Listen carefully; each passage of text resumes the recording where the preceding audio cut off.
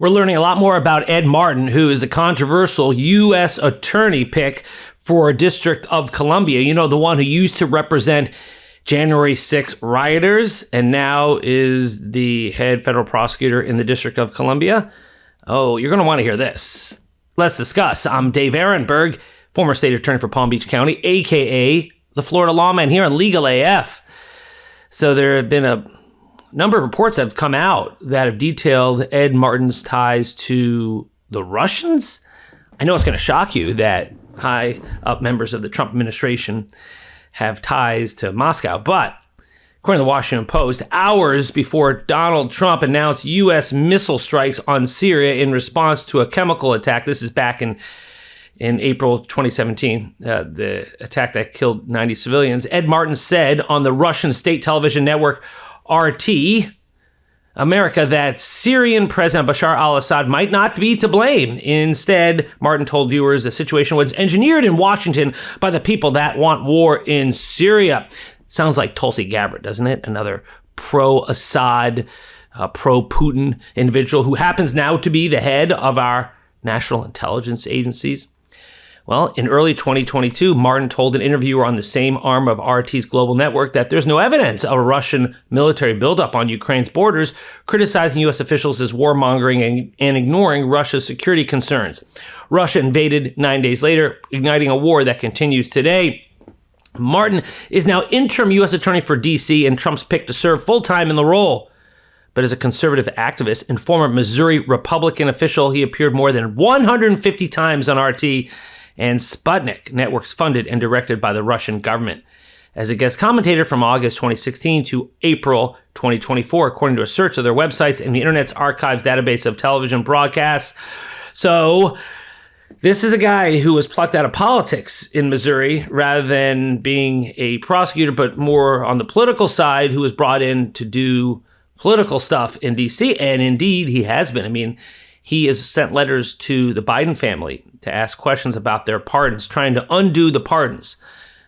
He should talk to Donald Trump about that, because Trump knows that pardon powder, pretty broad, tough to break through that. He's used that a lot, pretty effectively, and Martin needs to understand that even though he is the U.S. attorney for the District of Columbia, he ain't affecting the pardons that Biden gave to his family. Whether you agree with him or not, there's the Constitution. That Constitution can be a pesky thing, but yet it hasn't stopped him from investigating the pardons. He is someone who is now trying to get Senate confirmation because he's an interim U.S. attorney for the District of Columbia. And because of these reports, now Adam Schiff, senator from California, has put a hold on his nomination. According to the Washington Post, Martin did not disclose the appearances last month on a Senate Judiciary Committee questionnaire, which asked nominees to list all media interviews. Analysis of television archives suggests he went on RT and Sputnik more often than on any major cable network during that span. Martin's frequent appearances, reviewed by the Washington Post, drew rebukes from some national security analysts who accused him of amplifying anti-American propaganda on Russian outlets that the State Department last year said had moved beyond disinformation to engage in covert influence activities aimed at undermining democracies worldwide for President Vladimir Putin's regime. So much for the Russia hoax, right? Here's one of your top prosecutors who goes on Russia TV more than he goes on American TV and amplifies Russian talking points.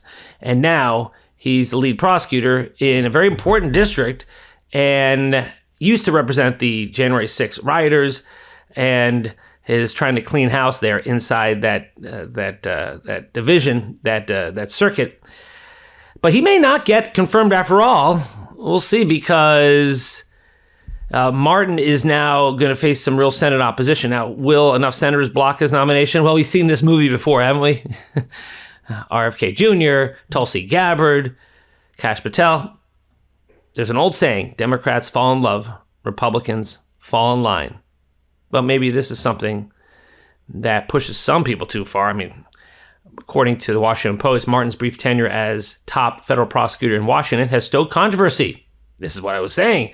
Democrats accuse Martin of Trump Stop the Steal organizer, who has called the 2020 election and the 2016 Russian election interference investigation hoaxes, of violating the law and legal ethics in threatening to investigate or prosecute lawmakers, protesters, journalists, and others whom he perceives as undermining Trump's agenda. Now, one thing that's interesting, though, is that even Ed Martin had to drop the case of the guy who allegedly assaulted Congresswoman Nancy Mace. Remember, she said that she was assaulted by a guy who had a pro-trans agenda, and he grabbed her hand and shook it violently, whereas he said, I just shook her hand and told her to think about the trans community, and she took offense and made a police report, and the guy was arrested. And then Ed Martin's team dropped the charges, which tells you that even if you're a politicized prosecutor, you still have a certain amount of ethics you have to follow, because if you don't, you're going to have egg on your face. If you pursue cases where you don't have evidence, and I was a prosecutor in the state attorney for 12 years, then it is an embarrassment if the grand jury rejects you, or if the judge dismisses the charges before trial, or if you get to trial and there's a quick jury acquittal. Ask John Durham. John Durham, who was the special prosecutor for Bill Barr to look into the so-called Russia hoax, the origins of the Russia investigation. He only put 2 people on trial, and they were both quickly acquitted, and it has forever damaged Durham's reputation. If that's what Ed Martin wants, that's not the road any prosecutor wants to go down. And I think that's a reason why he dropped the charges against the guy who allegedly assaulted Nancy Mace, because there was nothing there. And they had witnesses who said, we didn't see any violent handshake. So, yeah, even if you are a politicized prosecutor, there are still some rules to follow, and all the decisions are not in your hands. You can decide to press charges, but ultimately you've got the grand jury in your way, you've got the judge in your way, and then you've got the trial jury in your way. Not so easy. And as far as Martin's response, well, his office did not initially respond last week to questions about his appearances on RT and Sputnik, including why he did not disclose them to the Senate or whether he was compensated for them. On Tuesday, spokesman Neil McCabe said, Mr. Martin has disclosed all the identified links in a supplemental letter to the Senate in the past 2 days. Okay? There's the adage, the legal principle of it's always easier to apologize than to ask permission. He's now disclosed it. 16 days after Russia invaded Ukraine on February 24th, 2022, Martin re-aired doubts on Twitter. Quote, I've read that Putin is a crazy tyrant and that he's a hero. How do you know what to believe? Yeah, how do you know what to believe? I mean, potato, brutal dictator who invades an independent sovereign country and massacres lots of innocents and targets civilians. Tyrant or hero. Kills his political enemies, members of the press. Hero Navalny in prison, locks him up, and then kills him in prison. Hero or tyrant, I don't know. And here's the latest on his nomination. U.S. Attorney nominations typically draw little public discussion, but Senate Democrats want a hearing and floor votes, forcing GOP leaders to decide how much time and political capital to spend on Martin if he is not confirmed by May 20th, the end of his 120-day interim appointment. Judges in the U.S. District Court in D.C. will name a new interim U.S. attorney until one is confirmed.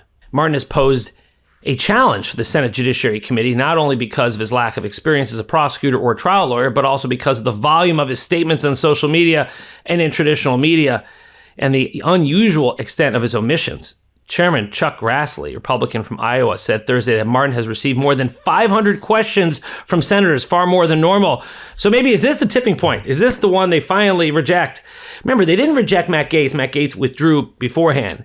So maybe this is the one shot across the bow at the Trump administration by Republicans in the Senate to reassert some authority, or maybe they just roll over. I know what you're going to say in the comments, and maybe you're right.